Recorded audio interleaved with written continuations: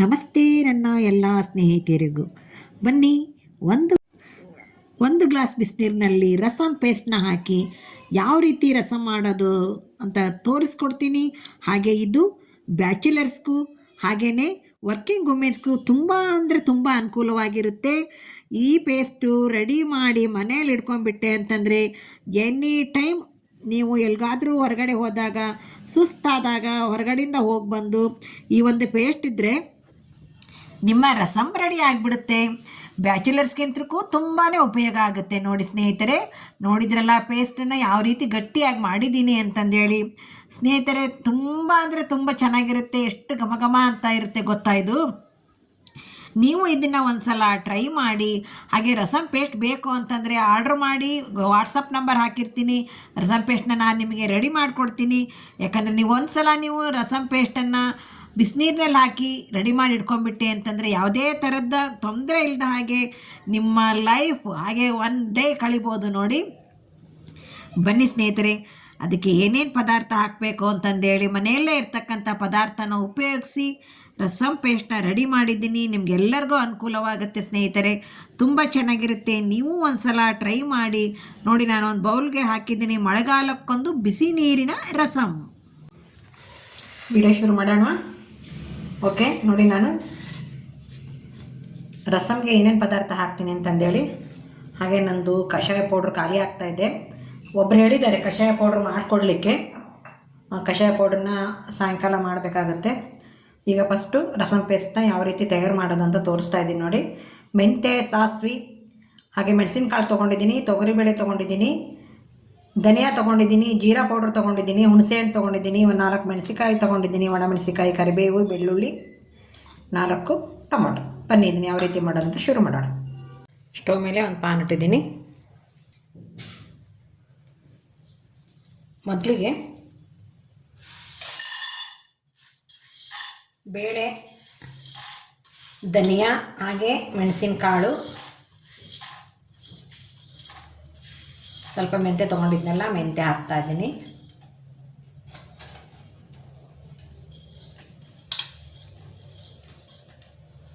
ಇದನ್ನು ಫ್ರೈ ಮಾಡ್ಕೊಂಡ್ಬಿಡೋಣ.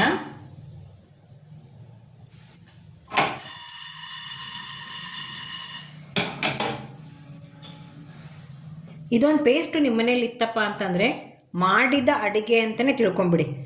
ಯಾವುದೇ ಟೆನ್ಷನ್ ಇಲ್ಲದೇ ನೀವು ಏನೇ ಫಂಕ್ಷನ್ ಇದ್ರೂ ಹೋಗಿ ಅಟೆಂಡ್ ಮಾಡಿ ಬರ್ಬೋದು. ಸ್ವಲ್ಪ ಘಮ ಘಮ ಅನ್ನೋ ತನಕ ಹುರ್ಕೋಬೇಕಾಗತ್ತೆ ನೀವು ಇದನ್ನು. ಈಗ ಕರಿಬೇವು ಹಾಕ್ತಾಯಿದ್ದೀನಿ. ಕರಿಬೇವು ಸಹ ಗರಿ ಗರಿ ಗರಿ ಅನ್ನಬೇಕು. ನಾನು ಸ್ಟವ್ ಆಫ್ ಮಾಡಿಬಿಡ್ತೀನಿ ಫಸ್ಟು.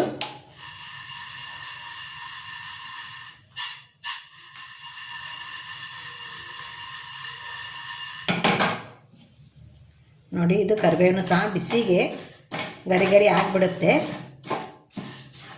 ನಾನು ಆಲ್ರೆಡಿ ಒಣಗಿಸಿದ್ದೇನೆ ಅದನ್ನು. ಕರಿಬೇವನ್ನ ನೆರಳಲ್ಲೇ ಒಣಗಿಸಿರೋ ಕರಿಬೇವು ಆದ್ದರಿಂದ ಬೇಗನೆ ಗರಿ ಗರಿ ಆಗುತ್ತೆ. ನೀವು ಹಸಿ ತೊಗೊಂಡೆ ಅಂತಂದರೆ ಸ್ವಲ್ಪ ಗರಿ ಗರಿ ಆಗತ್ತಂಗೆ ಕಾಯಬೇಕಾಗತ್ತೆ. ಓಕೆ, ಇದನ್ನು ನಾನು ಒಂದು ತಟ್ಟೆಗೆ ತೆಗೆದುಬಿಡ್ತೀನಿ. ತಟ್ಟೆ ತೆಗೆಯೋದಕ್ಕೂ ಮೊದಲು ಜೀರಾ ಪೌಡ್ರ್ ಮತ್ತು ಸಾಸಿವೆ ಮಿಕ್ಸ್ ಮಾಡಿಬಿಡ್ತೀನಿ ನೋಡಿ. ಚಟಪಟ ಅನ್ನಲಿ ಅದು. ಈ ಬಿಸಿಗೆ ಚಟಪಟ ಅನ್ನತ್ತೆ ಸಾಸಿವೆ.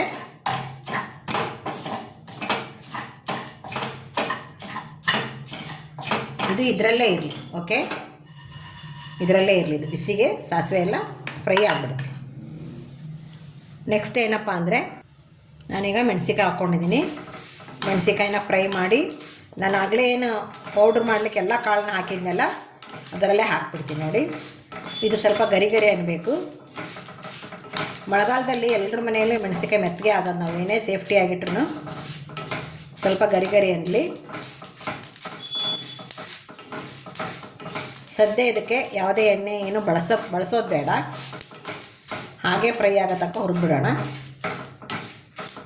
ಗರಿ ಗರಿ ಅನ್ನೋ ತನಕ.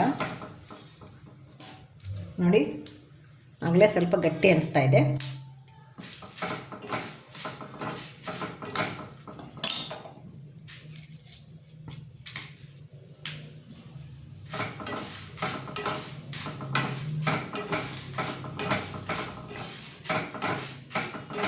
ನೆಕ್ಸ್ಟು ನಾನು ಹುಣಸೆಹಣ್ಣಿನ ಒಂದು ಸ್ವಲ್ಪ ಬಿಸಿ ಮಾಡ್ತೀನಿ, ಭಾಳ ಅಲ್ಲ, ಸ್ವಲ್ಪನೇ ಬಿಸಿ ಮಾಡ್ತೀನಿ. ನೀವು ಅಕಸ್ಮಾತ್ ಇದಕ್ಕೆ ಹಾಕಿರೋದು ಹುಳಿ ನಮಗೆ ಇನ್ನೂ ಸ್ವಲ್ಪ ಹುಳಿ ಬೇಕಪ್ಪ ಅಂತಂದರೆ ನೀವು ರಸಮ್ನ ಬಿಸಿನೀರಲ್ಲಿ ಏನು ಹಾಕ್ಕೊತೀರಲ್ಲ ಆವಾಗ ಬೇಕಿದ್ರೆ ಹುಳಿನ ನೀವು ಅದೇ ಬಿಸಿನೀರಲ್ಲಿ ಹಾಕಿ ಆಮೇಲೆ ಈ ಪೌಡ್ರನ್ನೂ ಹಾಕಿ ಪೇಸ್ಟ್ ಇರುತ್ತಲ್ಲ ಅದನ್ನ ಹಾಕಿ ಚೆನ್ನಾಗಿ ಕುದಿಸ್ಬಿಡಿ. ನಮಗೆ ಇನ್ನೂ ಸ್ವಲ್ಪ ಹುಳಿ ಬೇಕಾಗಿತ್ತು ಅನ್ನೋರು ನೋಡಿ. ಈಗ ಇದನ್ನು ಸಹ ಅದನ್ನು ತಟ್ಟೆಗೆ ಹಾಕ್ಬಿಡ್ತೀನಿ.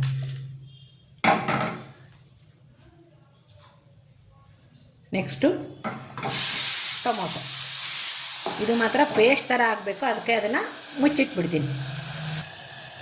ಟೊಮೊಟೊ ಹಣ್ಣು ಪೇಸ್ಟ್ ಆಗೋ ತನಕ ಇದನ್ನು ನಾನು ಪೌಡ್ರ್ ಮಾಡಿಬಿಡ್ತೀನಿ.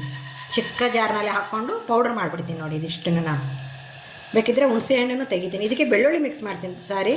ಇದಕ್ಕೆ ನಾನು ಬೆಳ್ಳುಳ್ಳಿ ಮಿಕ್ಸ್ ಮಾಡಿದ್ದು ನೋಡಿ ಎಷ್ಟು ಗಟ್ಟಿ ಆಗಿದೆ ಹುಣಸೆ ಹಣ್ಣು.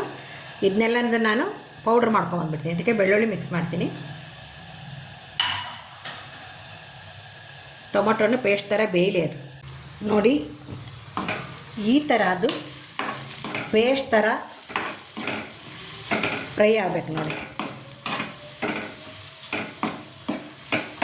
ಇಲ್ಲೇ ಸ್ಮ್ಯಾಶ್ ಮಾಡಿದರೆ ಪೂರ್ತಿ ಕರಗೋ ಆಗಿರಬೇಕು. ಇದನ್ನು ನಾನೀಗ ಸ್ಟವ್ ಆಫ್ ಮಾಡಿ ತಣ್ಣಗೆ ಹಾಕಿಬಿಟ್ಬಿಡ್ತೀನಿ. ಈಗ ಎರಡನ್ನೂ ರುಬ್ಬಿದ್ದಾಯ್ತು. ಟೊಮೊಟೊ ಅದು ಪೇಸ್ಟ್ ಆದಂಗೆ ಆಗಿತ್ತಲ್ಲ ಅದನ್ನೂ ಸಹ ರುಬ್ಕೊಂಬಂದಿದ್ದೀನಿ. ಈಗ ಪಾನ್ ಇಟ್ಟಿದ್ದೀನಿ.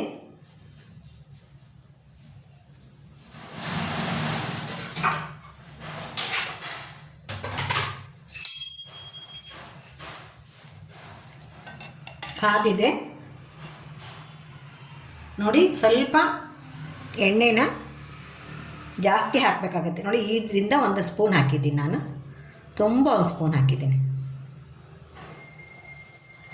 ಎಣ್ಣೆ ಕಾಯಲಿ.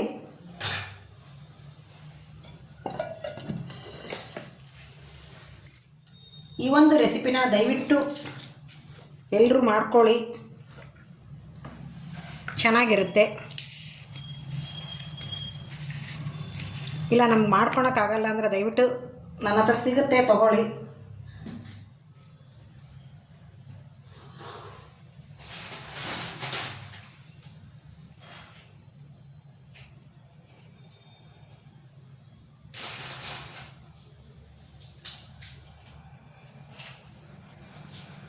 ಈಗ ಎಣ್ಣೆ ಕಾದಿದೆ. ಮೊದಲಿಗೆ ಸ್ವಲ್ಪ ಸಾಸಿವೆ ಹಾಕ್ತಾಯಿದ್ದೀನಿ. ಸಾಸಿವೆ ಚಟಪಟ ಅನ್ನಲಿ. ನಾವು ಆಲ್ರೆಡಿ ಬೆಳ್ಳುಳ್ಳಿನ ರುಬ್ಬುವಾಗ ಹಾಕ್ಕೊಂಡು ಟೊಮೊಟೊ ರುಬ್ಬಿದ್ದೇನು ಹಾಕಿದ್ನೆಲ್ಲ ನೋಡಿ ಅದು ಸುತ್ತಲೂ ಎಣ್ಣೆ ಬಿಡ್ಕೊಂಬರ್ಬೇಕು. ಅಲ್ಲಿ ತನಕ ನಾವು ಏನು ಮಾಡಬೇಕು, ಬೇಗ ಬರುತ್ತೆ. ಸುತ್ತಲೂ ಎಣ್ಣೆ ಬಿಡ್ಕೊಂಬಂದರೆ ಅದರ ಟೇಸ್ಟ್ ಮಜವಾಗಿರುತ್ತೆ. ನೀವು ಬೇಕಿದ್ರೆ ಕ್ಲೋಸ್ ಮಾಡೋ ಹಾಗಿದ್ರೂ ಮಾಡ್ಬೋದು ನೋಡಿ. ನಾನು ಹತ್ತಿರದಿಂದ ತೋರಿಸ್ತಾ ಇದ್ದೀನಿ ಎಣ್ಣೆ ಸುತ್ತಲೂ ಯಾವ ರೀತಿ ಬಿಡ್ಕೊಂಬರ್ತಾ ಇದೆ ಅಂದ್ಕೊಂಡು ಹೇಳಿ. ನೋಡಿದ್ರಲ್ಲ,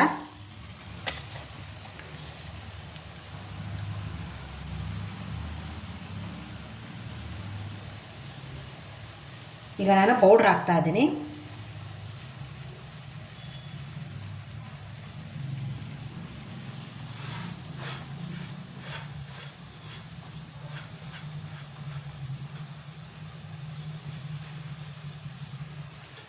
ಪೌಡ್ರ್ ಹಾಕಿ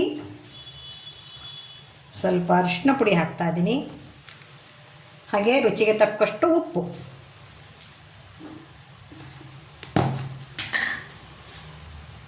ನೀವು ಮತ್ತೆ ಉಪ್ಪು ಹಾಕ್ಕೋಬೇಕಾಗತ್ತೆ, ಯಾಕಂದರೆ ಇದು ರಸಮ್ಮಿನ ಪೌಡ್ರ್ ಜೊತೆ ಹಾಕಿರ್ತೀವಲ್ಲ ಅದು ಮತ್ತೆ ಪೌಡ್ರ್ ಹಾಕಿದ ಮೇಲೆ ನೋಡಿ ಈ ರೀತಿ ಡ್ರೈ ಆಗುತ್ತದು. ಈಗ ನಾವು ಸ್ವಲ್ಪ ಒಂದು ಅರ್ಧ ಟೀ ಗ್ಲಾಸಷ್ಟು ನೀರು ಬೆರೆಸಬೇಕಾಗುತ್ತೆ ನೋಡಿ.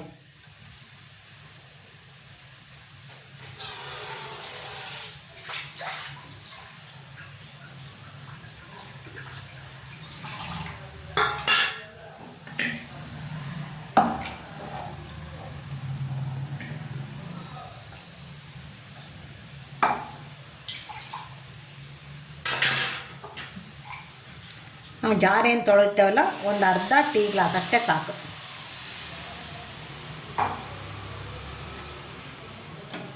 ಯಾಕಂದರೆ ಇದು ಪೌಡ್ರು ಸ್ವಲ್ಪ ಕುದಿಬೇಕಲ್ವ, ಅದಕ್ಕೋಸ್ಕರ ಅಷ್ಟೇ. ಅದು ನೀರಿನ ಪ್ರಮಾಣ ಐತಲ್ಲ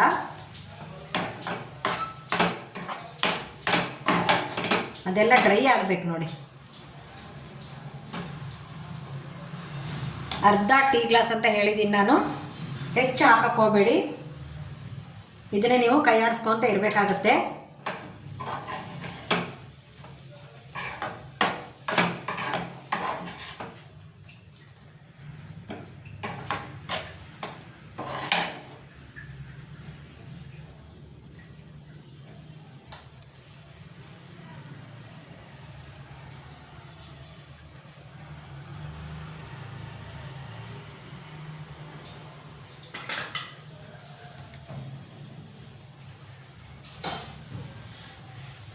ಒಂದು 2 ನಿಮಿಷ, 2 ರಿಂದ 3 ನಿಮಿಷ ಅದನ್ನು ಕ್ಲೋಸ್ ಮಾಡಿಬಿಡಿ.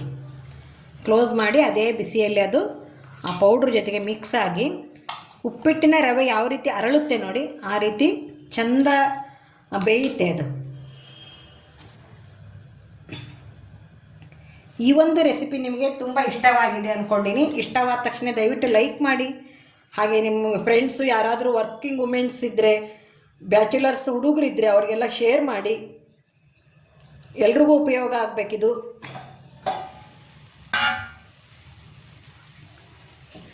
ನೋಡಿ ಎಷ್ಟು ಚೆಂದ ತಳ ಬಿಟ್ಟು ಬರ್ತಾ ಇದೆ ಅಂದ್ಕೊಂಡು.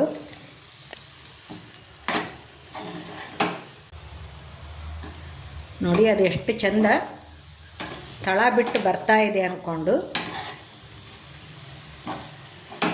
ಇದು ಇನ್ನು ಸ್ವಲ್ಪ ಡ್ರೈ ಆಗಲಿ. ನೋಡಿದ್ರಲ್ಲ ಸ್ನೇಹಿತರೆ, ಈಗ ನಾನು ಬಿಸಿನೀರೊಳಗೆ ಹಾಕಿ ನಿಮಗೆ ತೋರಿಸ್ತೀನಿ. ತುಂಬ ರುಚಿ. ಸಾರಿ, ಬೆಲ್ಲ ಒಂದು ಹಾಕ್ಬೇಕಾಯ್ತು, ಮತ್ತೆ ಬೆಲ್ಲ ಒಂದು ಹಾಕ್ತೀನಿ. ಸಾರಿ, ಮರ್ತುಬಿಟ್ಟೆ. ಯಾಕಂದರೆ ಹುಳಿ ಉಪ್ಪು ಎಲ್ಲ ಇರುತ್ತಲ್ಲ, ಆವಾಗ ನಾವು ಬೆಲ್ಲನ ಮಿಕ್ಸ್ ಮಾಡಿದರೆ ಅದರ ಟೇಸ್ಟೇ ಬೇರೆ. ಆರ್ಗ್ಯಾನಿಕ್ ಬೆಲ್ಲ ಇದು.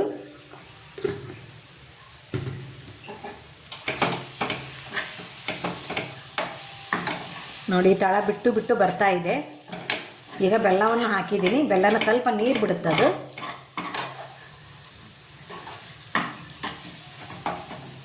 ಬೆಲ್ಲ ಎಲ್ಲ ಕಡೆಗೂ ಹೊಂದ್ಕೊಳ್ಳಿ, ಚೆನ್ನಾಗಿ ಕೈಯಾಡಿ.